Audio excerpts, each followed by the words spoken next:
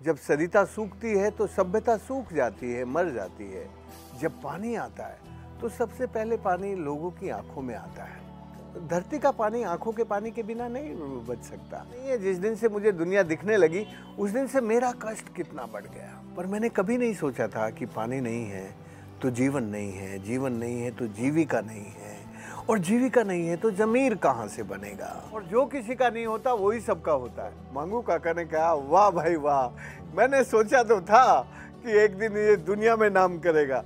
मैं 2 बार नहाता था, अब 2 बार नहाता हूँ। पागल के साथ ही रहना है जीवन भर। अब तो फंस गए। सूरज को राजस्थान में पानी की चोरी नहीं करनी चाहिए। 13,800 बांध जोहड़ बनाए हैं इस धरती पर, और किसी समाज को और किसी संत को नदी की जमीन का टाइटल चेंज करने का राइट नहीं है।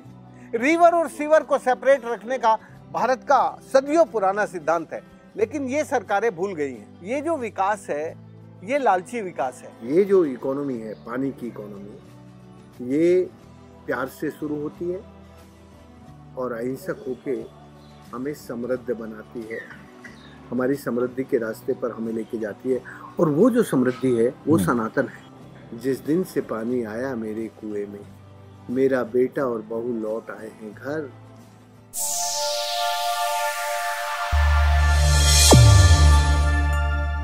मेकिंग ऑफ वाटरमैन, ये स्टोरी क्या है। नमस्कार दोस्तों, मैं विशाल सूर्यकांत।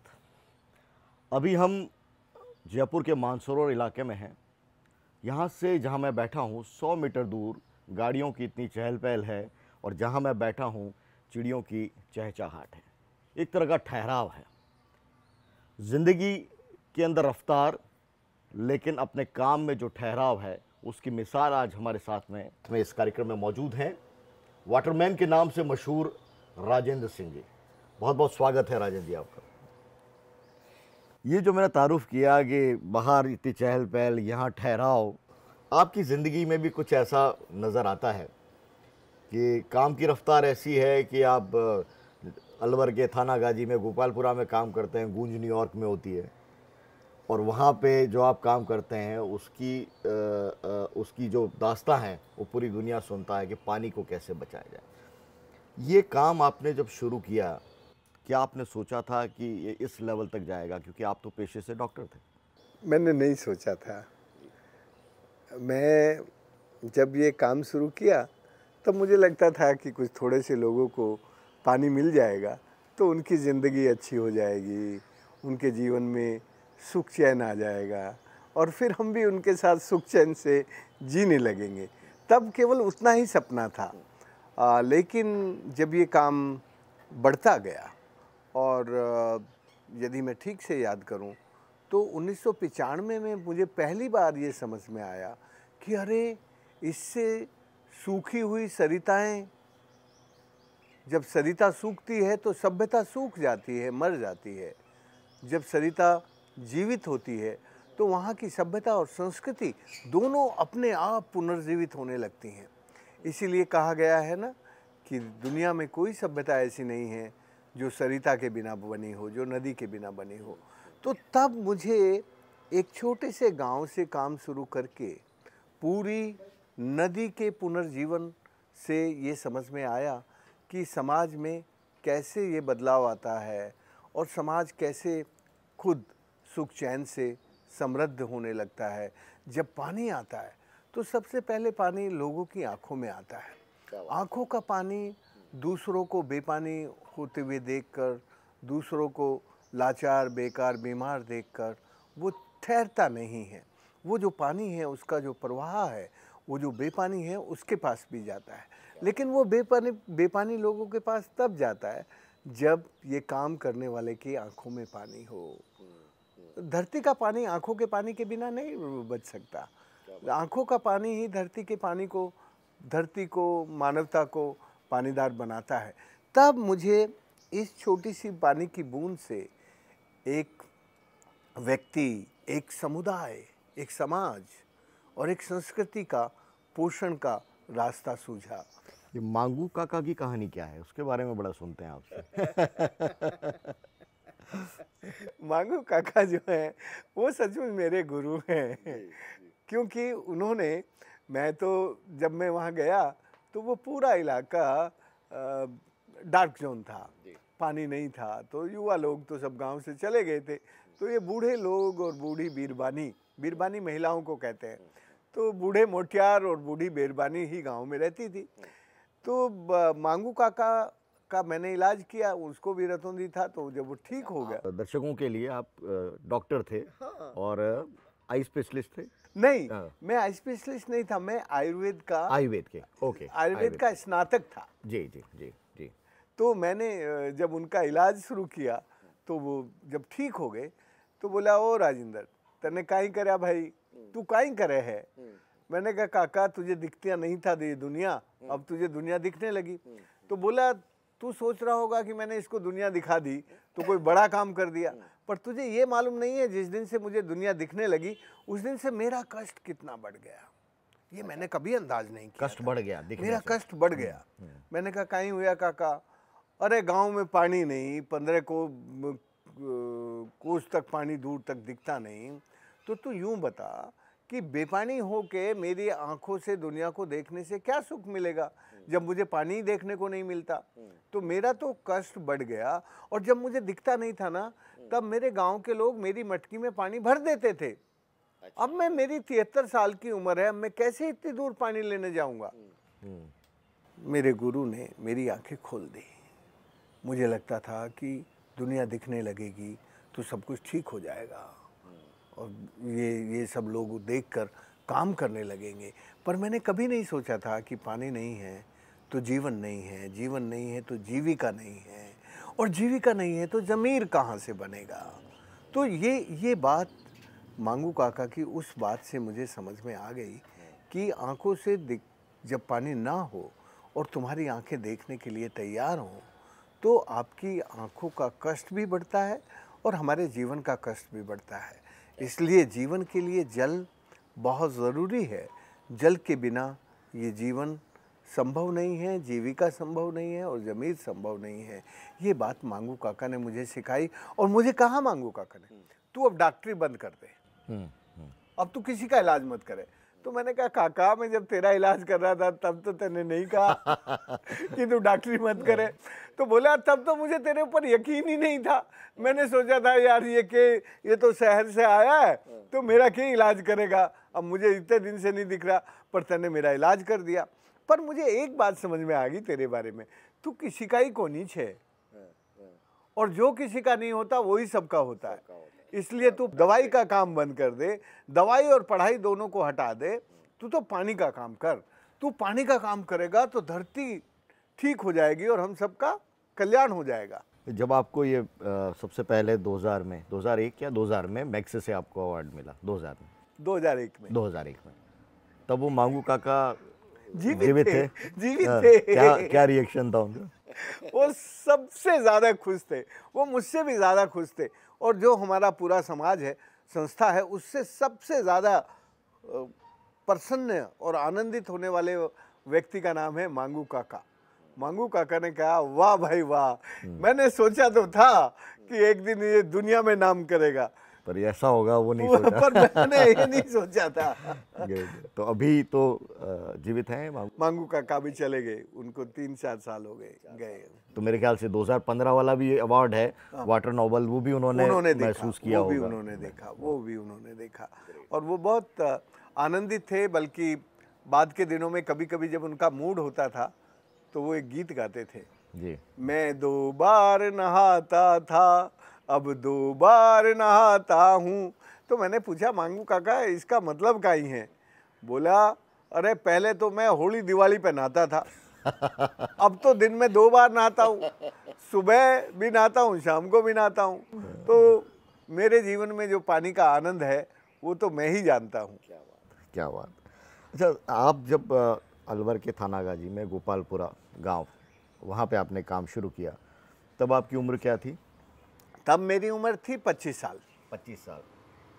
और जो मैं अपने बातचीत में ऑफ द रिकॉर्ड हम बात कर रहे थे कि कैसे आपने ये तरुण भारत इसका नाम क्यों रखा? तो देखो, मैं ये जो तरुण भारत संघ है, तरुण का मतलब होता है यंग, यंग का मतलब होता है 14 साल से कम उम्र का। तो जब तरुण भारत संघ बना है जब इसमें राजस्थान विश्वविद्यालय के कैंपस में झुग्गी झोंपड़ियाँ थी, उसमें आग लग गई थी, तो 44 झुग्गी झोंपड़ी जल गई थी। तो उस वक़्त जो रिलीफ का काम किया, उनके लिए राहत का काम किया, वो हमारा एक तरुणों का समूह था। उस तरुण समूह ने ये फिर तरुण भारत संघ बनाया, और तरुण भारत संघ ने शुरू के 7-8 साल केवल शहरी युवाओं के साथ, शहरी तरुणों के साथ काम किया। 1980 में ये पहली बार जयपुर, तब दौसा जिला नहीं बना था, जयपुर जिले के बोरोदा गांव में और रामपुरा गांव में और बंजारों की ढाणी, इन 3 गांव में जो पानी का थोड़ा संकट था वो काम किया, और जो युवाओं को शिक्षण प्रशिक्षण का काम किया। क्योंकि उस वक़्त मैं फिर गवर्नमेंट ऑफ इंडिया में आ गया था। तो गवर्नमेंट ऑफ इंडिया का एक प्रोजेक्ट था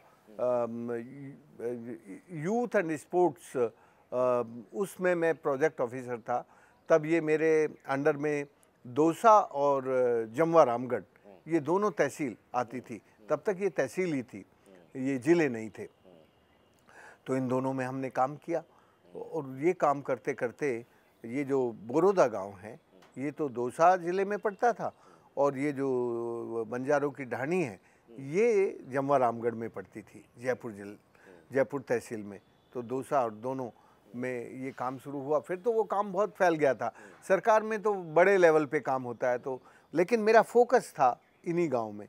क्योंकि मेरे जीवन में कुछ ऐसा लगता है कि तुम एक जगह ठहर के काम करोगे तो वो जो एक जगह का किया हुआ काम है उसका जो प्रभाव है वो दुनिया को भी, देश को भी, प्रदेश को भी, ज़िले को भी और सब जगह को प्रभावित करता है। इसलिए मैंने इन 3 गांवों को उस ज़माने में अपना फोकस रखा था। तो मैं सरकार में रहते हुए ये तो गारंटी नहीं है कि आप 2 साल से ज़्यादा या 3 साल से कहीं एक जगह फोकस करके काम कर सकते हैं। वहाँ तो बदलाव होता रहता है, ट्रांसफ़र होता रहता है। तो मैंने वहाँ कुल 2 साल काम किया। 2 साल में बंजारों की ढाणी का तालाब बनाया, रामपुरा का बनाया, बड़ौदा का बनाया। तो काम तो उसी वक्त में भी शुरू कर दिया था जब मैं भारत सरकार में था।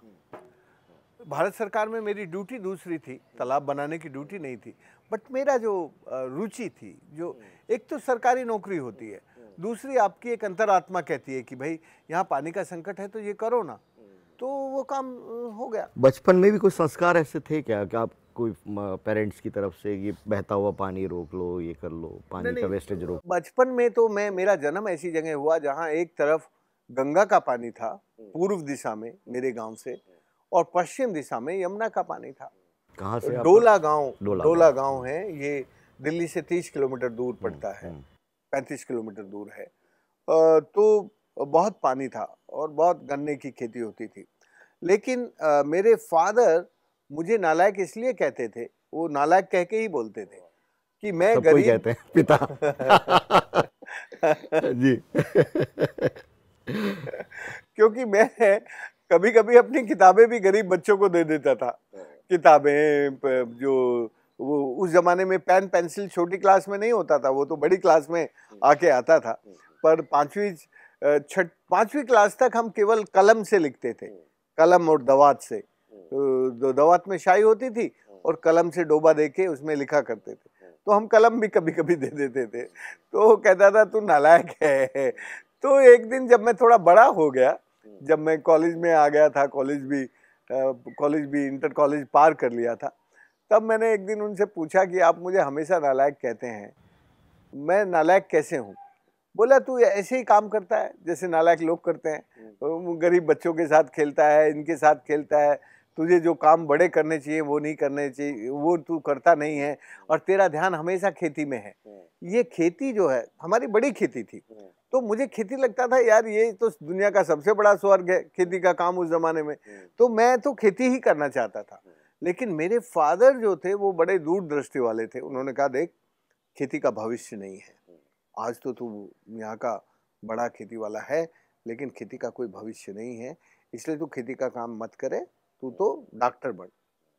तो बस फिर हमने सोचा कि जो फादर चाहते हैं वो ही कर देते हैं। अच्छा, आप वहाँ जो गांव में आपने काम शुरू किया अलवर में, जहाँ एक मॉडल तैयार हुआ आपका, Rajendra Singh model, Waterman model, परिवार आपके साथ में था वहाँ पे? हाँ। अच्छी बात ये हुई कि जैसे ही मेरी भारत सरकार में नौकरी लगी, वैसे ही मेरे फादर ने मेरी शादी कर दी और शादी करके उसको मेरे साथ जयपुर में भेज दिया। मैं जब जयपुर में जवाहर नगर में रहता था तो हम दोनों थोड़े दिन यहाँ रहे। फिर मैंने कहा यार शहर में नहीं रहना, चलो गांव में रह के, जब जब मुझे ये 2 ब्लॉक मिले, ये दौसा और जमवा रामगढ़, तो मैंने कहा वहाँ रहेंगे गांव में। तो एक गांव है बोरोदा दौसा का, तो हम फिर दोनों वहाँ चले गए। तो मेरी वाइफ को तो अच्छा लगता था सरकार में, लेकिन क्या हुआ कि 3 साल के बाद हम बच्चा होने वाला था। तो हमारे यहाँ संस्कार है कि बच्चा तो माँ के पास ही होगा, तो उनको मेरी माँ के पास जाना था, तो वो वहाँ चली गई। फिर मैं अकेला रह गया। तो फिर अकेला रह के तो जो दिमाग में, जो आपके क्रोमोसोम्स में है, वो आपके दिमाग पे छा जाता है। तो मैंने कहा यार हम ये नौकरी क्यों कर रहे हैं, ऐसी कौन सी लाचारी है कि हमें इस इतनी बड़ी मशीन में अपने को एक छोटा सा पुर्जा बना के घिसना है, हम ये नौकरी नहीं करते। तो हम अकेले थे, तो हमने अपने परिवार को किसी को नहीं बताया। पर फिर भी सरकारी नौकरी में छोड़ते हुए 3-4 महीने लगते हैं, हमें करीब ज़्यादा ही महीने लगे, 5 महीने लगे। हमने खैर छोड़ के और फिर हम गोपालपुरा चले गए। कहा नहीं कोई आपकी पत्नी ने कि ये क्या कर वो रहे हैं, तो बहुत सरकारी नाराज, जमी जमाई सरकारी वो तो बहुत नौकरी? नाराज नाम थी। लीजिए, दर्शकों को पता रहेगा कि क्या नाम है। मेरी पत्नी का नाम है मीना सिंह। वो बहुत नाराज थी। लेकिन उनको बाद में समझ में आ गया कि ये पागल आदमी है और पागल के साथ ही रहना है जीवन भर। अब तो फंस गए।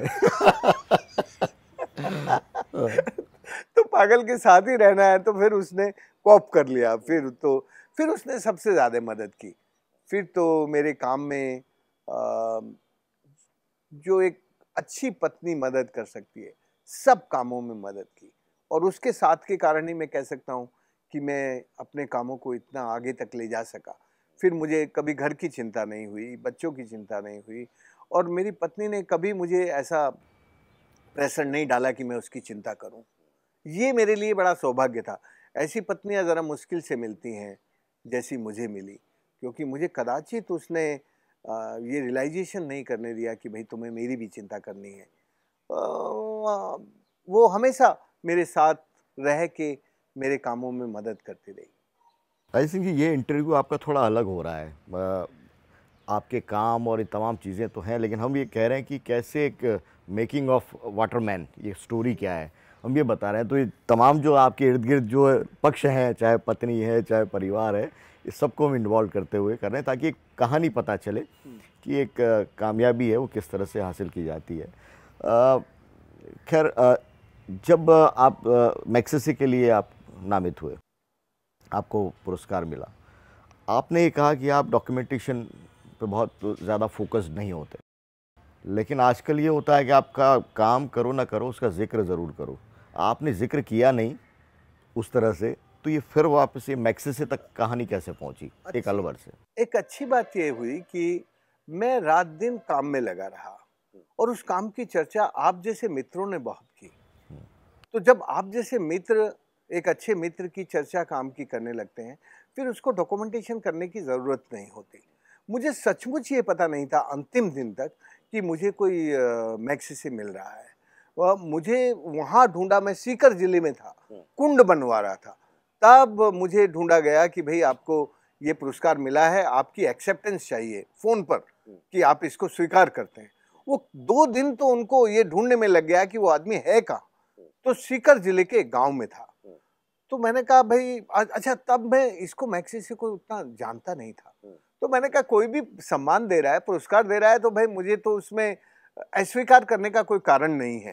तो और आप मुझे स्वीकार है, मैंने उतना कह दिया। और स्वीकार करने के बाद फिर तो उन्होंने अपनी जो भी कुछ गति होती है इस काम की, फिर मुझे उन्होंने बहुत जगह दुनिया के और भी अच्छे काम दिखाने, बोलने के लिए भेजा। बड़ी बड़ी संस्थाओं में, जो इंटरनेशनल संस्थाएं थी दुनिया की, राइस इंस्टीट्यूट और एशियन बैंक, इन सब में। तो उसका एक अच्छा कारण ये हुआ कि ऐसे जो पुरस्कार होते हैं वो फिर आपके काम को अपने आप से बता देते हैं कि भाई ये काम क्या है। उस पुरस्कार को मिलने के बाद तो इतना मीडिया दोस्त वहाँ सब गया और फिर उन्होंने सब कुछ खुद निकाला, अच्छी अच्छी बातें, सब जो भी उस काम में अच्छी बातें होती हैं।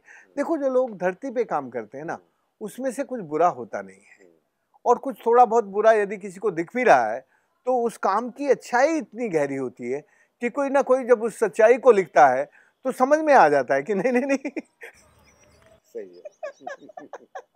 तब मुझे कदाचित कोई रिपोर्ट लिखने का, कुछ बैठ के दफ्तर चलाने का मेरा संस्कार ही नहीं था।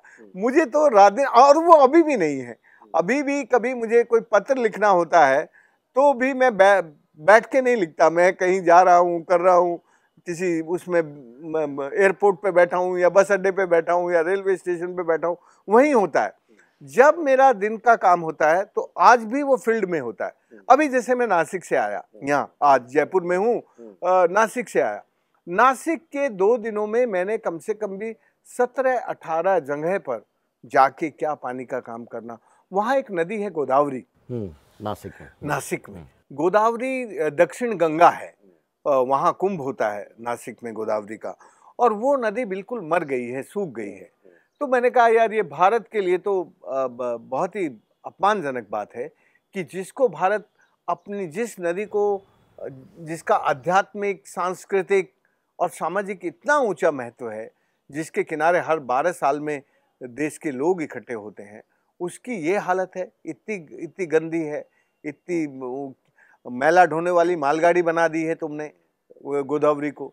तो उसको कैसे ठीक करें, उसका पूरा प्लान बनाया और अलग अलग लोगों को जोड़ के कैसे गोदावरी अब पुनर्जीवित होकर शुद्ध सदा नीरा बने।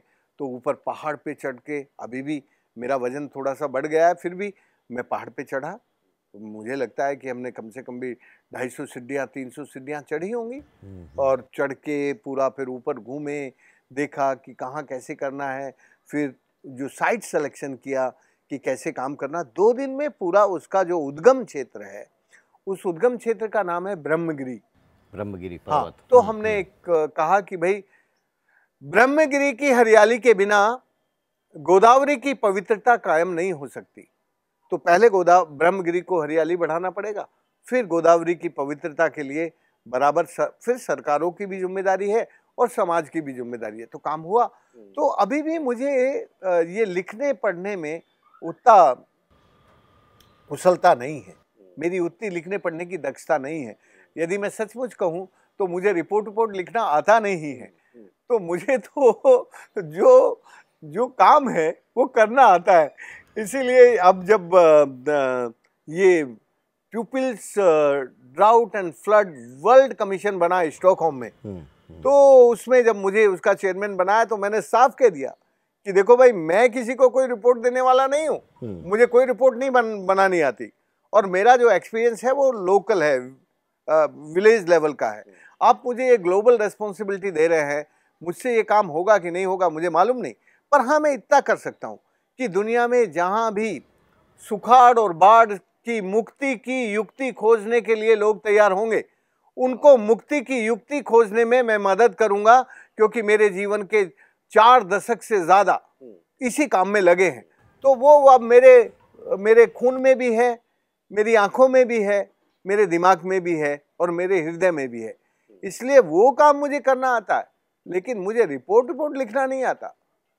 लेकिन जो आपके आलोचक हैं वो ये कहते हैं कि राजेंद्र जी बातें तो जिस रूप में करते हैं, जहाँ पानी की मात्रा प्रचुरता में है वहाँ तो ये फार्मूला ठीक है कि आप फ्लो उसका स्लो कर लीजिए पानी का। हाँ। लेकिन राजस्थान के कई इलाके जहाँ पे पानी है नहीं, वहाँ हुआ ये कि जहाँ हर जगह तो राजेंद्र सिंह पहुँच नहीं सकते। राजेंद्र सिंह जी का कंसेप्ट है वो सरकारों ने लिया, अधिकारियों ने लिया, उन्होंने मर्जी चाहे वहाँ छोटे छोटे एनिकेट बना दी। तो मेन जो वाटर सोर्सेज हैं, शहरों की जो जलापूर्ति के केंद्र हैं, वहाँ तक पानी पहुँच ही नहीं रहा, सालों में नहीं पहुँच रहा, सालों के मानसून में नहीं पहुँच रहा।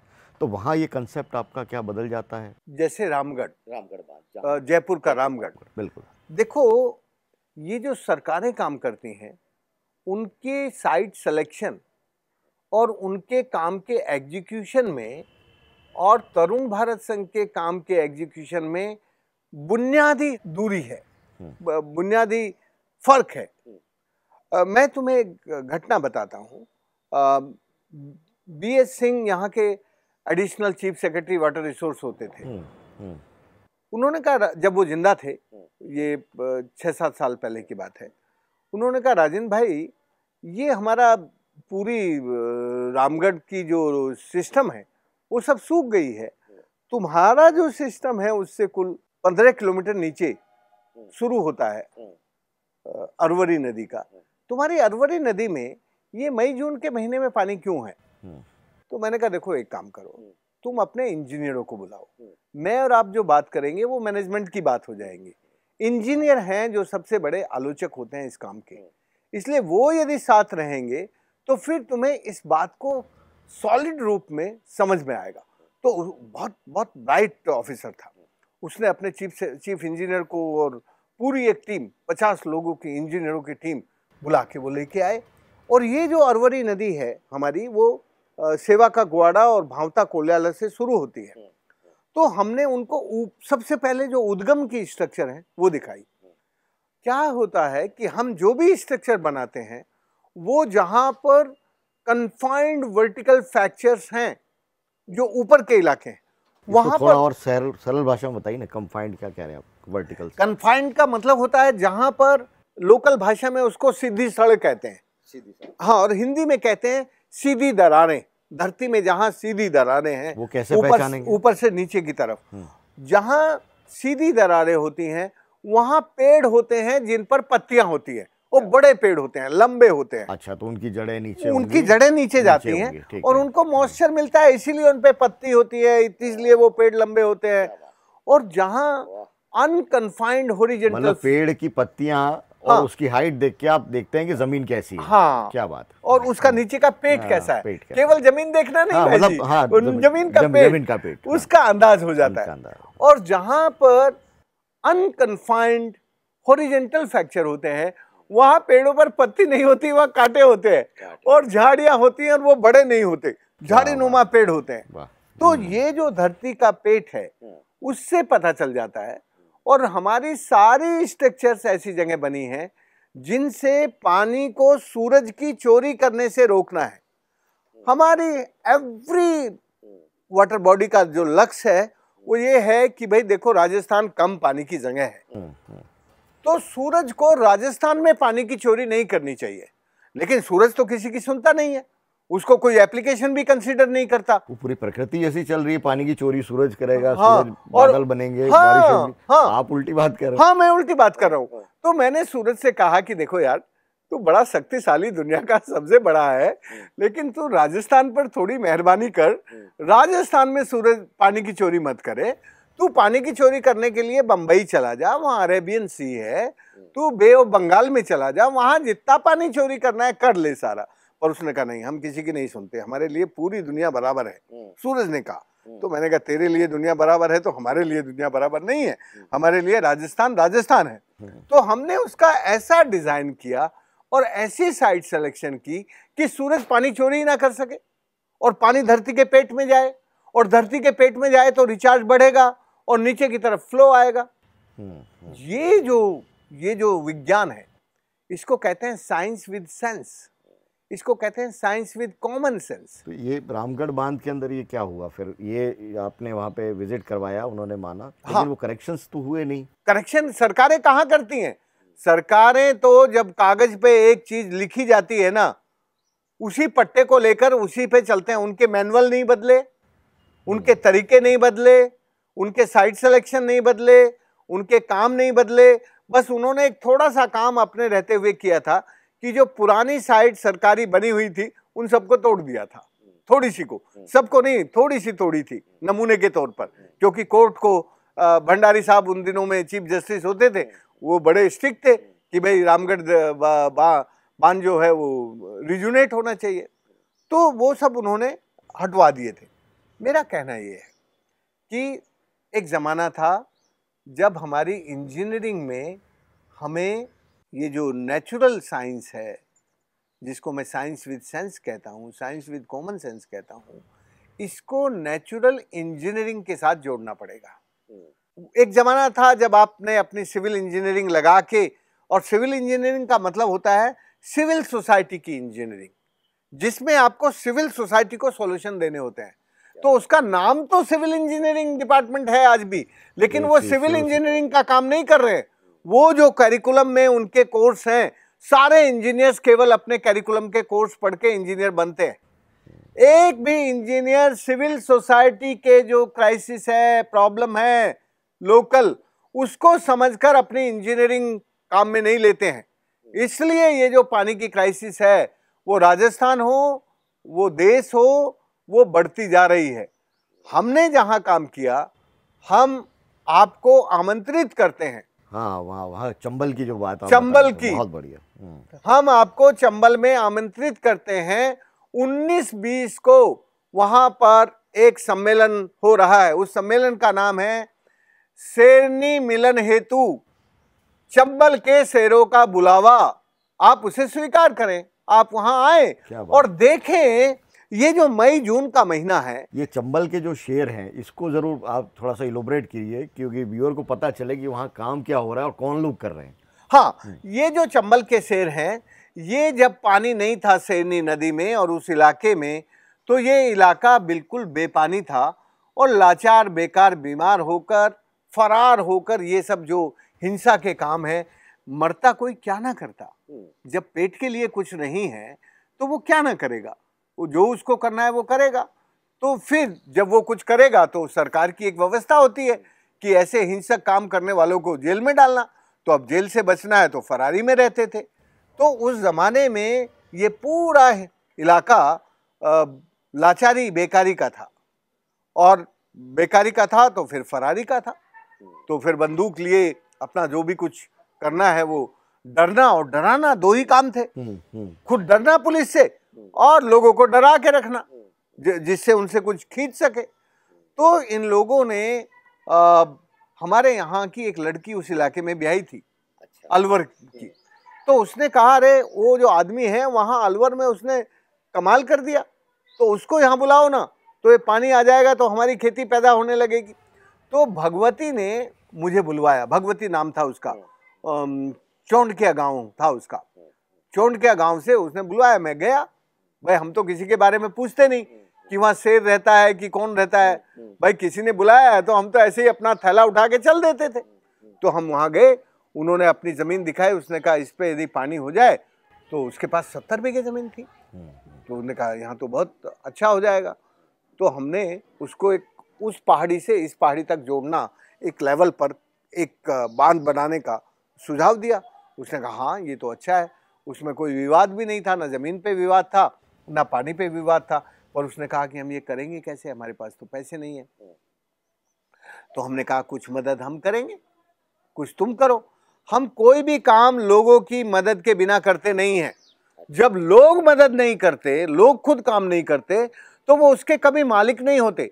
फिर उस काम के साथ उनकी सेंस ऑफ ओनरशिप और बिलोंगिंगनेस नहीं जुड़ती। और फिर कितना भी करप्शन करे कोई हिसाब किताब नहीं लेता। यदि उनका आपने उस काम में 1 पैसा लगवाया है, तो फिर वो खड़ा होकर आपसे हिसाब मांगने के लिए हकदार हो जाता है कि मैंने आपको इतना पैसा दिया था, ये एग्रीमेंट था, इसमें कितना काम हुआ। तो आजकल सरकारें समाज से पूछती भी नहीं है, समाज से कुछ लेती भी नहीं है, समाज को जानती भी नहीं है। तो सरकारी इंजीनियर तो अपना मर्जी से जो उसको बनाना होता है बना लेता है। लेकिन तरुण भारत संघ ने 13,800 बांध जोहड़ बनाए हैं इस धरती पर, कभी समाज के बिना नहीं किया। समाज जब मिनिमम 1/3 पैसा, मेहनत, मटेरियल समाज लगाएगा, तब समाज, तरुण भारत संघ 2/3 उसको मदद करेगा। ये काम का तरीका है। तो समाज उसका मालिक होता है, बनने के बाद उसकी मेंटेनेंस सब होता है। तो सबसे पहले चौंडकिया गांव, फिर ये काम बढ़ता गया। फिर ये काम केला देवी और पूरी शेरनी नदी के कैचमेंट में, आज शेरनी नदी के कैचमेंट में 300 से ज्यादा बांध जोहड़ बन गए हैं। तो इन बांध जोहड़ों का जो रिचार्ज हुआ, वो रिचार्ज एवोपरेशन लॉस कम हो गया। एवोपरेशन लॉस कम होकर उस नदी में फ्लो बढ़ गया। तो वो जो नदी का पेरिनियल फ्लो हुआ, उसमें से बिजली, डीजल इस सब का खर्चा भी खत्म हो गया। अब वो साइफन पद्धति से ऊपर की जो स्ट्रक्चर है उसमें पाइप डाल के पाइप से खेती करते हैं। हमने फिर सबको पाइप दे दिए, स्प्रिंग्स दे दिए, तो जिससे पानी बर्बाद ना हो। तो एक तरह से जल का संरक्षण का काम किया। जल के संरक्षण के साथ साथ skill development in efficient use of water, उसके लिए स्प्रिंकलर, ड्रिप और पाइप दिया, और उससे फिर थोड़े से पानी में ज़्यादा पैदा होने लगी। उसका परिणाम है कि आज मई के महीने में हमारी शेरनी नदी शुद्ध सदा नीरा होकर बह रही है।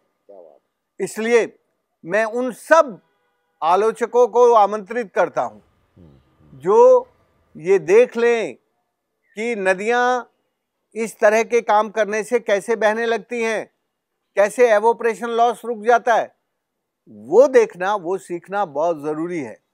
इसलिए मैं इतना ही कहता हूं कि सरकार जो डैम बांध बनाती है उसमें उनका लॉन्ग टर्म ऑब्जेक्टिव नहीं होता। सरकार का इंजीनियर एक स्ट्रक्चर डिजाइन करता है, उसको पूरा करके ट्रांसफर होके चला जाता है। वो टूट गया कि बना है, कि उसका फायदा है, कि उससे नुकसान है, इन सब बातों पर ध्यान नहीं देता।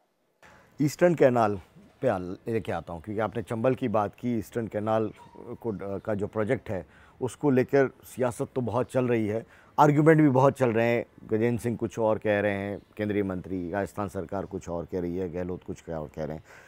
आप तो वाटरमैन हैं, ईस्टर्न कैनाल प्रोजेक्ट कितना मुफीद है राजस्थान के लिए और उसमें क्या होना चाहिए? देखिए, मैं प्रिंसिपली तो जो natural diversion of the source है, वाटर सोर्स है नेचुरल, उसका पक्षधर हूँ। और मैं बहुत ही लिफ्ट करके, बहुत कुछ करके, खर्चा करके, पानी से ज़्यादा कीमत खर्च करके पानी को एक जगह से दूसरी जगह ले जाने के लिए मैं कहता हूँ हमेशा विचार करो, विचार करके करो। पर राजस्थान की जो स्थिति है, राजस्थान मोटे तौर पे यदि हम देखें तो राजस्थान का क्षेत्र बड़ा है, पॉपुलेशन बड़ी है, लेकिन इंडियन वाटर पॉलिसी के हिसाब से ड्रिंकिंग वाटर और एग्रीकल्चर वाटर की जो प्रायोरिटी है उसको पूरा करने के लिए इंडिया में पानी पर इक्वल राइट है, सबका इक्वल राइट है। तो राजस्थान को पानी मिलना ही चाहिए। राजस्थान का पानी पे राइट है, राजस्थान को वो पानी मिले जो राजस्थान का पानी है।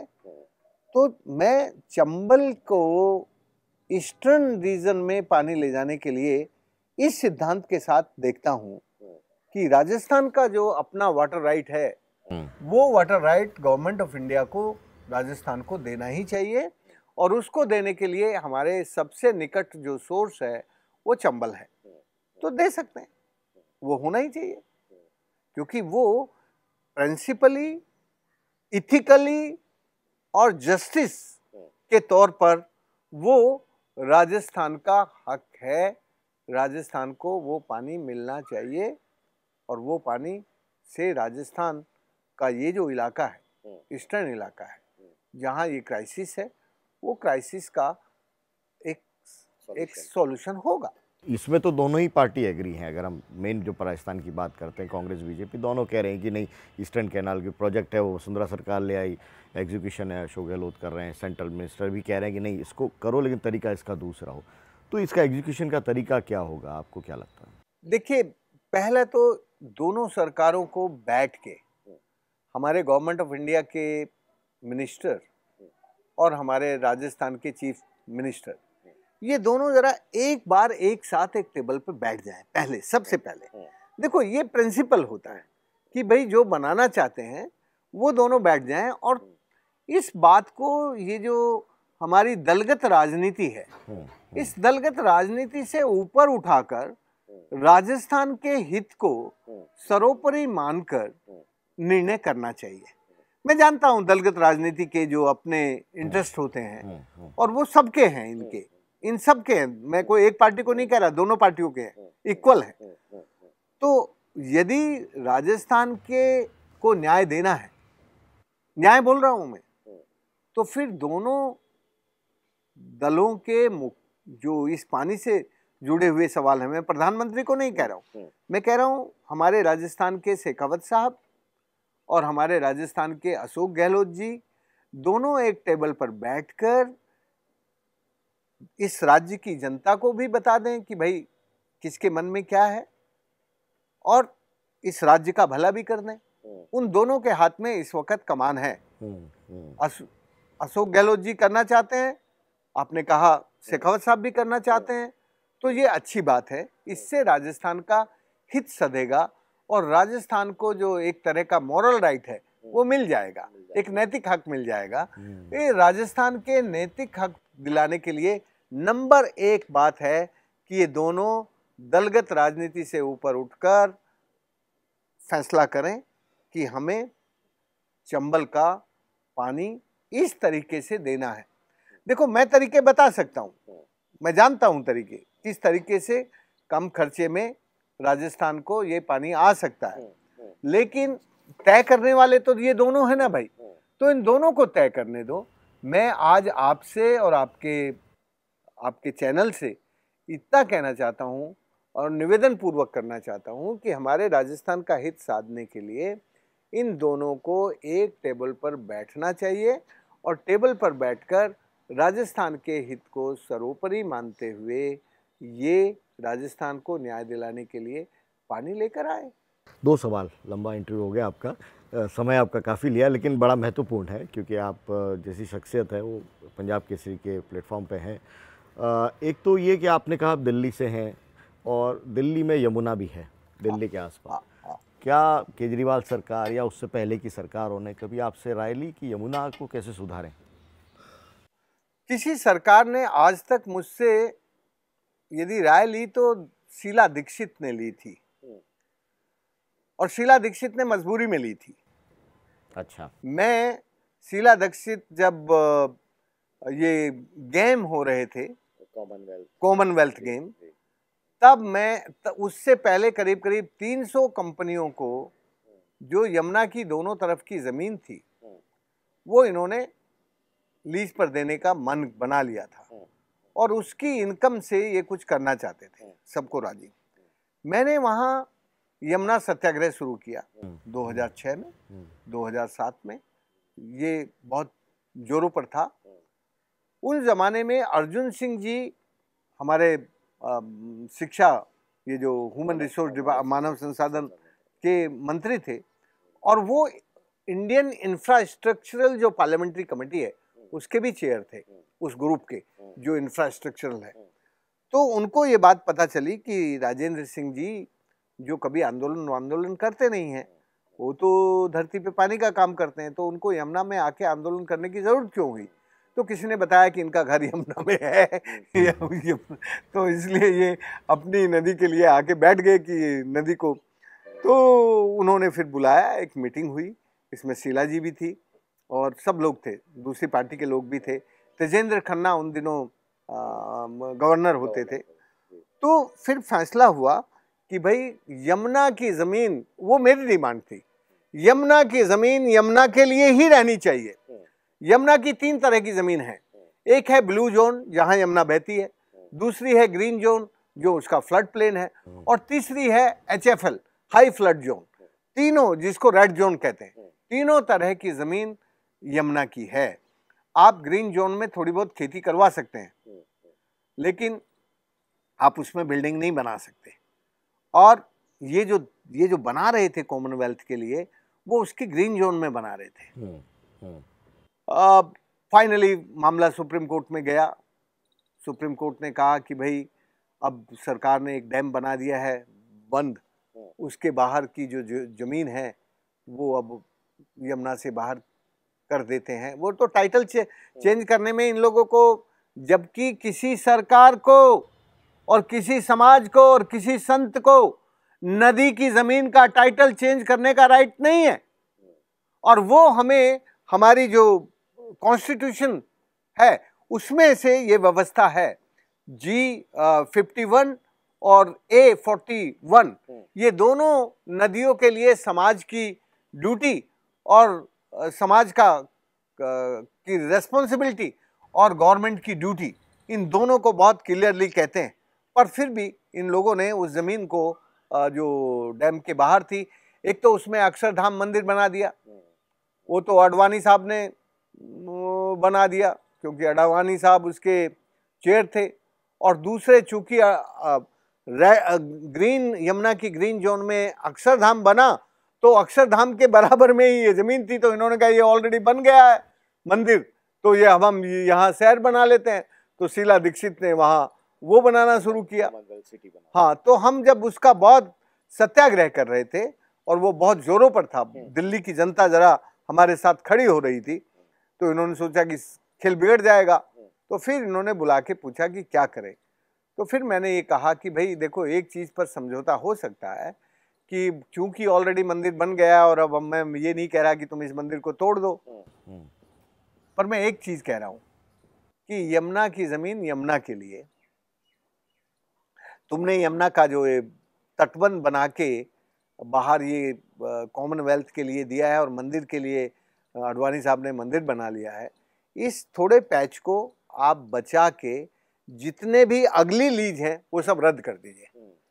भाई फॉर्चुनेटली इस एग्रीमेंट पे सहमति हो गई और इन्होंने सारी लीज खत्म कर दी।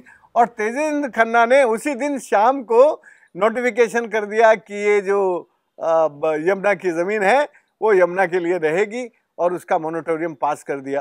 तो वो एक लड़ाई में हम लोग जीत के आए थे। उसके बाद से तो फिर यमुना पर पैसा खर्च हो रहा है, खूब बहुत खर्च हो रहा है, पर यमुना की सेहत ठीक करने के लिए, यमुना को यमुना बनाने के लिए जो काम होना चाहिए वो नहीं हो रहा। मैं बस अंत में इतना कहना चाहता हूँ कि देखो, यमुना की जो बीमारी है वो कार्डियक डिजीज है, हृदय रोग की बीमारी है, और उसका जो इलाज कर रहे हैं वो दांतों के डॉक्टर हैं या फिर ब्यूटी पार्लर हैं। या तो यमुना को ये ब्यूटी पार्लर में भेज देते हैं उसका इलाज कराने के लिए, या फिर डेंटिस्ट के पास भेज देते हैं जो उसके घाट वाट बनाता है। यमुना की बीमारी है उसके इन्वायरमेंटल और इकोलॉजिकल फ्लो की, और उसमें जो 22 नाले गिरते हैं उनको ट्रीट करने के बाद ही गंगा में, यमुना में नहीं डालना चाहिए। उस पानी को रिट्रीट, रिसाइकल और रीयूज करना चाहिए। यमुना में, दिल्ली में बहुत बड़े बड़े पार्क हैं, उन पार्कों में उस पानी का उपयोग कर सकते हैं। वो सारे का सारा पानी बागवानी, उद्यानी, इन सब में, और जो दिल्ली की खेती है उसमें काम में लिया जा सकता है, घरों को धुलाने के काम में ले सकते हैं, लेकिन उसको यमुना में नहीं डालना चाहिए, तभी यमुना यमुना जी बनेंगी। रिवर और सीवर को सेपरेट रखने का भारत का सदियों पुराना सिद्धांत है, लेकिन ये सरकारें भूल गई हैं कि रिवर और सीवर को, गंदे पानी को और अच्छे पानी को कैसे अलग रखें। तो मैं यही कहता हूं कि यदि यमुना को ठीक करना है तो रिवर और सीवर को सेपरेट करना पड़ेगा, गंदे नालों को अलग करना पड़ेगा, यमुना जी के प्रवाह को ठीक से आज़ादी के साथ, अविरलता और निर्मलता के साथ प्रवाहित होने देंगे तो यमुना जी शुद्ध सदा नीरा होकर फिर से बहने लगेगी। छोटा सा एक कमेंट, गंगा का जो प्रोजेक्ट चल रहा है उस पर भी ज़रा आपसे मैं चाहूँगा। देखो, गंगा पर मैंने फिर कहा ना, गंगा पे भी बहुत खर्चा हुआ है, लेकिन गंगा स्वस्थ नहीं है। गंगा पर दिखावे के काम बहुत हुए, बहुत, एक से एक, विकास के नाम पर। ये जो विकास है ये लालची विकास है, ये हमारे अंदर लालच पैदा करता है। और ये जो लालची विकास है, इसमें सबसे पहले जो पुराने मंदिर थे उनको विस्थापित करना, उनको हटाना, तो विस्थापन का काम हुआ। फिर उस विस्थापन के कारण बहुत बिगाड़ हुआ, और फाइनली आज मैं कहूँगा कि यमुना में, वो गंगा जी में जिस तरह का काम हो रहा है उससे मेरी माँ गंगा जी की सेहत ठीक नहीं हुई है। उसमें जो दिखावे के ऊपरी काम है, एसटीपी लगाने का जो ठेकेदारों का काम है, जो घाट बनाने का काम है, ये तो हुआ है, लेकिन इससे यमुना की हेल्थ ठीक हुई हो ऐसा नहीं है। यमुना और बीमार हो रही है, गंगा और बीमार हो रही है, लेकिन उस पर काम होते जा रहे हैं और उन कामों से मेरी माँ गंगा की बीमारी बढ़ रही है। बस मुझे इतना ही कमेंट करना है। एक आखिरी सवाल, हमने आपने केनिया और तमाम सोमालिया और तमाम जगहों, इजिप्ट की बात की, गंगा की बात की, यमुना की बात की। हम जहाँ बैठे हैं वहाँ से 100 मीटर दूर द्रव्यवती नदी का बहाव की बात होती है, प्रोजेक्ट चल रहा है, इसको किस रूप में देखते हैं आप? देखिए, ये जो विजिट किया आपने कभी? मैंने पूरी नदी को विजिट किया। मैंने इस नदी का 2 बार विजिट किया था जब तक ये काम नहीं हुआ था। फिर जब ये काम होने लगा तो हमने कहा कि भाई तुम इस नदी को नाला क्यों बनाना चाहती हो? तो जो नदी को नाला बनाने वाले थे उन्होंने कहा नहीं, इसमें से बहुत ज़मीन मिल जाएगी और नदी शहर की सुंदरता बढ़ जाएगी। For the beautification of the city we can make a, उन्होंने, अब इस ये नदी नहीं है, अब ये ड्रेन बन गई है, गंदा नाला बन गई है, मैला ढोने वाली द्रव्यवती नदी बन गई है। मैंने भाई इसका बहुत विरोध किया था और मैंने कहा था कि इस नदी को आप यदि ठीक से नदी बनाना चाहते हैं तो जब मिट्टी होती है संपर्क में, नदी कोई वो होती है जो सूरज की किरणें, हवा का स्पर्श, सूरज की किरणों का और हवा का स्पर्श और मिट्टी के साथ गले से गला मिलाकर जो प्रवाह आज़ादी से बहता है, आज़ादी से, उसको नदी कहते हैं। जिस प्रवाह को आप बांध देते हैं वो या तो कैनाल बन जाता है या वो ड्रेन बन जाता है, नाला बन जाता है। तो अब द्रव्यवती को नदी कहना अपराध है। अब तो वो एक ड्रेन बन गई है जो मैला ढोने वाली मालगाड़ी है, मैला ढोती है जयपुर का, गंदा पानी ढोती है। इसलिए मैं जितना कर सकता हूँ, मैंने जैसा कहा कि मेरा काम लड़ना नहीं है, मेरा काम बताना और खुद करना है। मैं हाथ से काम करने वाला आदमी हूँ, मैं रिपोर्ट नहीं लिखता। मैं कोई रिपोर्ट लिख के किसी को बताने की कोशिश नहीं करता। मैंने प्रत्यक्ष, मैं मिला, मैंने 3 बार बैठकें की उस जमाने में जब इस द्रव्यवती को नाला बनाया जा रहा था, सीएम के साथ, मतलब वो नीचे ऊपर नहीं, और उन्होंने टाइम भी दिया, मिली भी, लेकिन मेरी बात एक ना मानी। जो उनको करना था, जो टाटा कंपनी को ठेका दिया था, जो उनको करना था वो उन्होंने कर डाला। आपने कहा आप डॉक्यूमेंट करते नहीं कि अपनी बातों का, उस रूप में जो प्रैक्टिकल एक्सपीरियंस है उसको हमेशा आपने प्रायोरिटी दी है।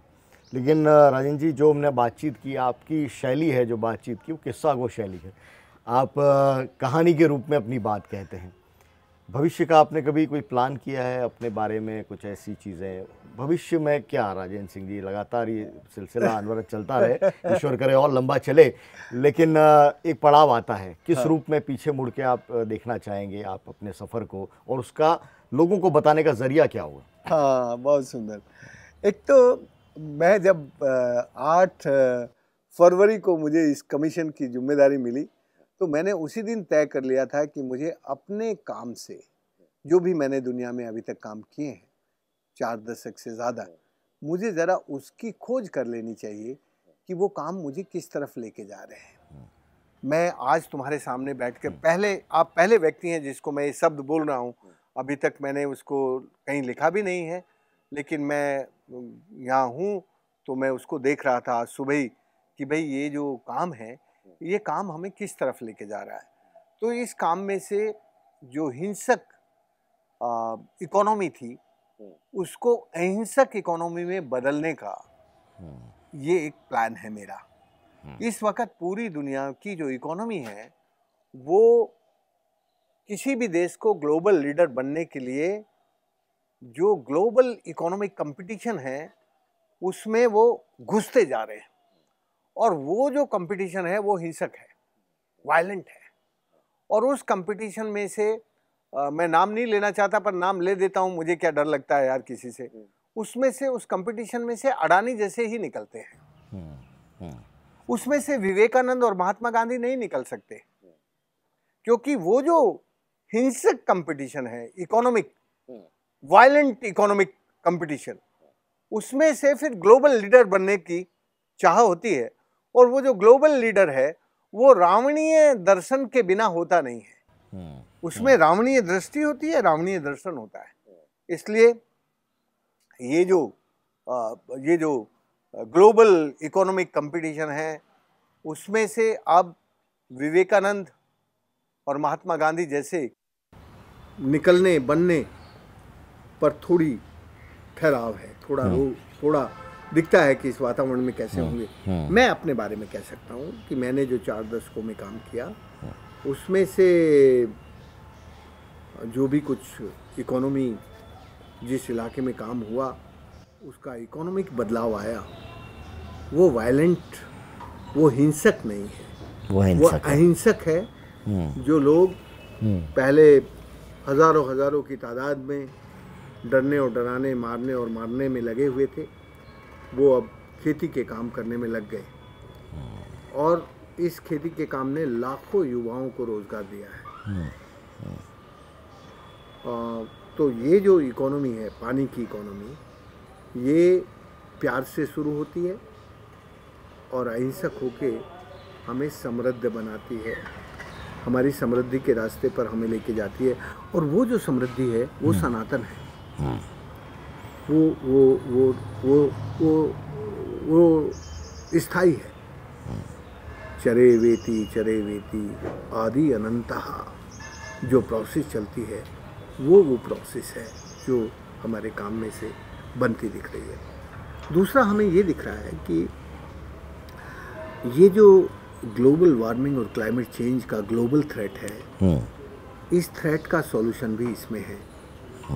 हमने जहाँ 42 साल पहले देखा था, उस ज़माने में वहाँ की बूढ़ी और बीरबानी और बूढ़े मुटियार एक गीत गाते थे, बादल तो आते हैं हर साल मेरे गांव में, पर बरसते नहीं हैं वो, रूठ कर चले जाते हैं कहाँ हम नहीं जानते। पर जिस दिन से बादलों ने रूठना शुरू किया, मेरा बेटा और मेरे बेटे की बहू भी हमसे रूठ कर दिल्ली चले गए। अब न जाने वो बेचारे कहाँ रहते होंगे। मेरे कुएं में पानी नहीं, मेरे खेत में हरियाली नहीं, तो मेरे बुढ़ापे में खुशहाली कहाँ। ये गीत था 80 के दशक में।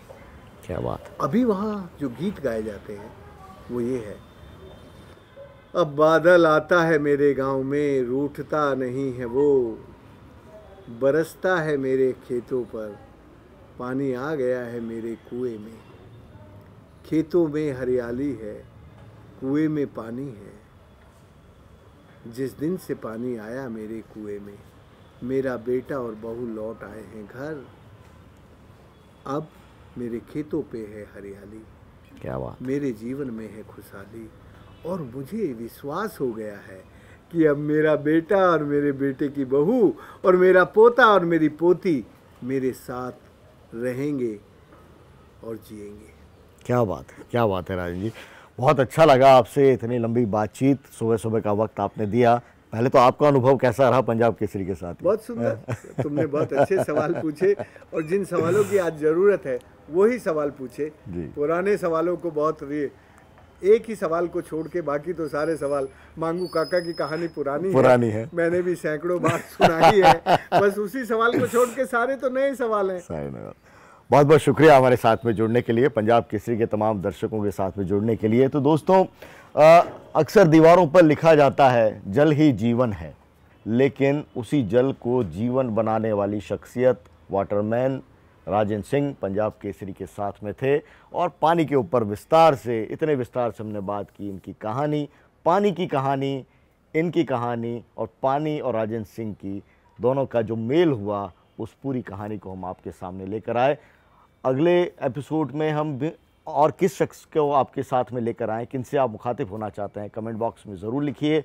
इस वीडियो को लाइक कीजिए, सब्सक्राइब कीजिए, शेयर कीजिए, क्योंकि जल ही जीवन है। और ये मैसेज राजन सिंह जी के ज़रिए, उनकी पूरी जो कहानी है, ज़्यादा से ज़्यादा लोगों तक पहुँचेगी। तो पानी है, उसका भविष्य सुखद रहेगा, हमारा भविष्य सुखद रहेगा। बहुत बहुत शुक्रिया जुड़ने के लिए। नमस्कार।